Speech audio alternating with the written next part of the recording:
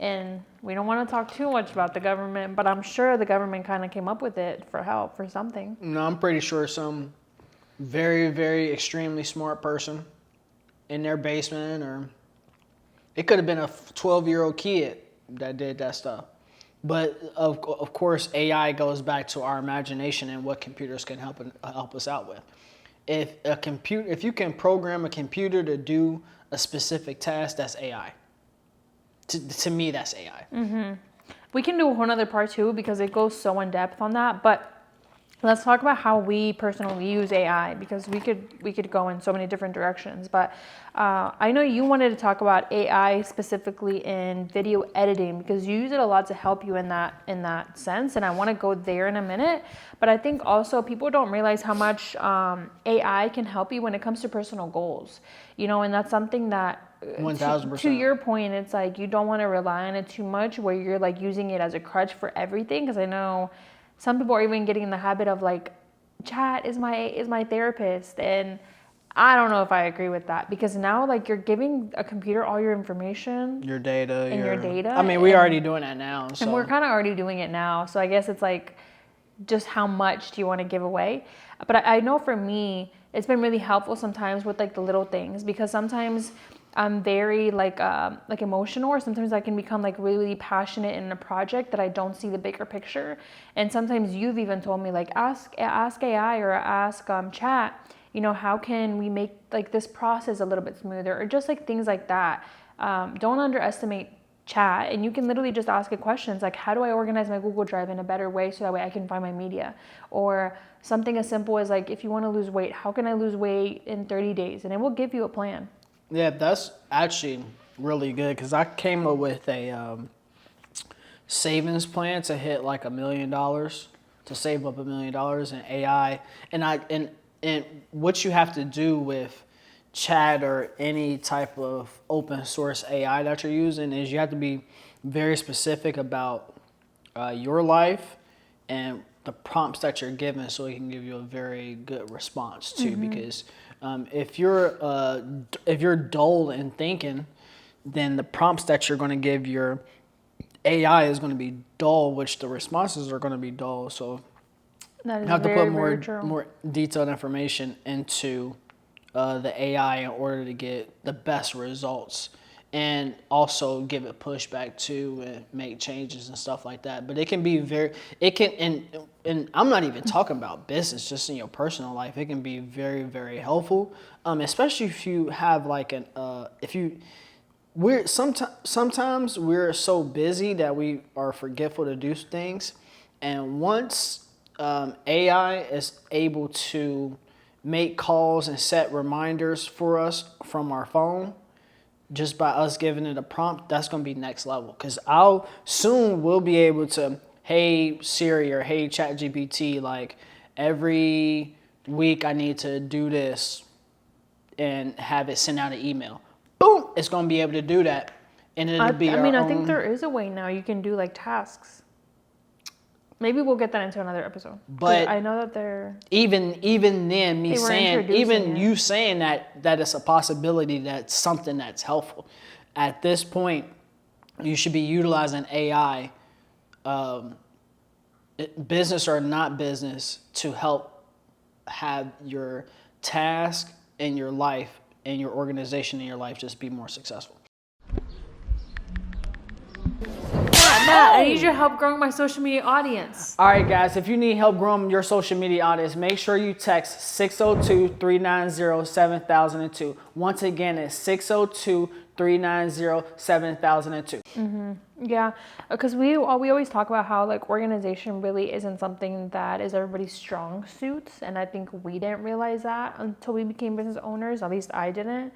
I always knew it was an important, valuable skill. I just didn't realize how important it is, especially when you're in business, because most people don't even have that as a skill.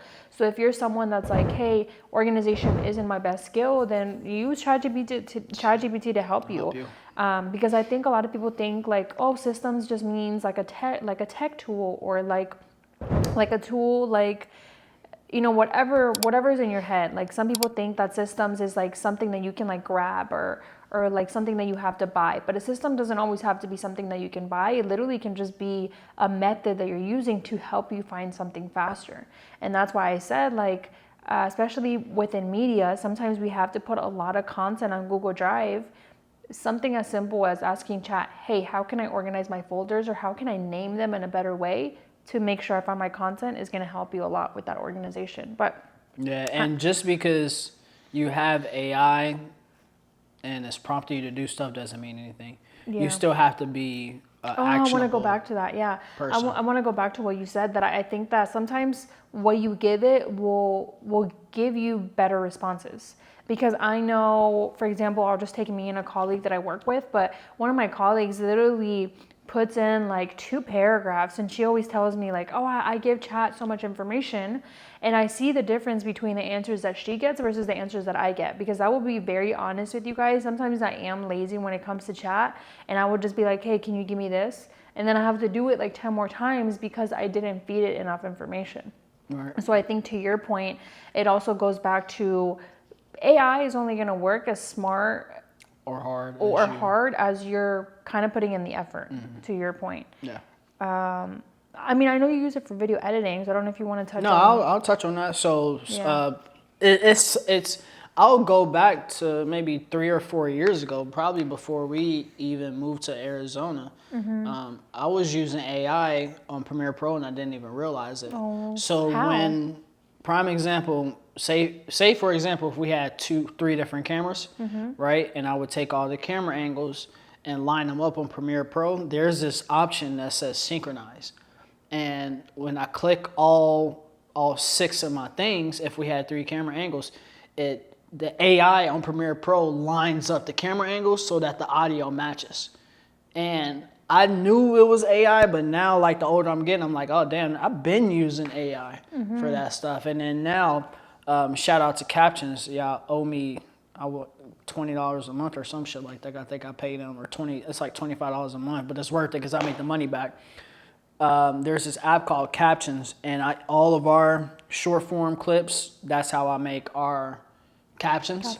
And then on some short form clips where I use B-roll sound effects and stuff like that, that's not me editing any of it. That's my own personal AI editor that edits that content specifically in a specific style based on what I'm telling it to do. And so now, like, the fancy effects, the zoom in and zoom outs and stuff like that, I never do that anymore. I have my AI edit that. So then while my AI is editing that, I will be working on other stuff so I can multitask and get multiple things done at one time. So it's just speeding up my process of editing. But as far as anything else, other people will probably tell you more, but I'm a really simple editor. I don't do the whole fancy stuff. So there's so much more in depth that you can get into, but me, I'm pretty surface level when it comes to AI editing. I was going to say, have you done a YouTube tutorial showing that? No.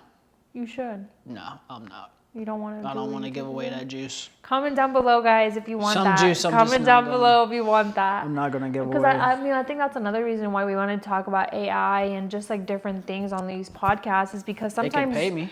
I mean, sometimes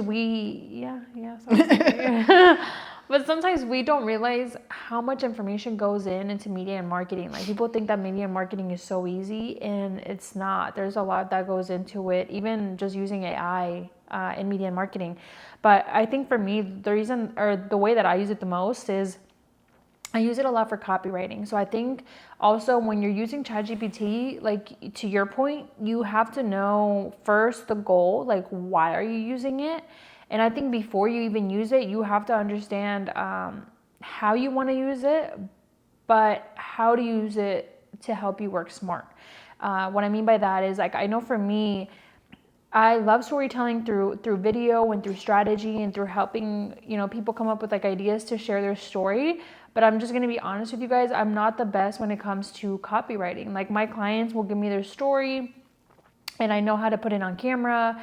But I think when it comes to copywriting, or when it comes to writing captions, sometimes because that is so niche, personal, I think, and so niche down, if you know that you're not good at that, then one, you could either hire a copywriter, which is going to cost you, or two, you can use ChatGPT to help you. But again, it's only going to help you with as much information as you're feeding to it. So what I mean by that, and this is where I want to talk about the dangers of AI, is that I think that nowadays, because chat and AI is so easily available, so many people are using ChatGPT for content, for captions, for graphics. And don't get me wrong, I think it's amazing when people put themselves out there. But I think now we're entering an era of, if content is so easily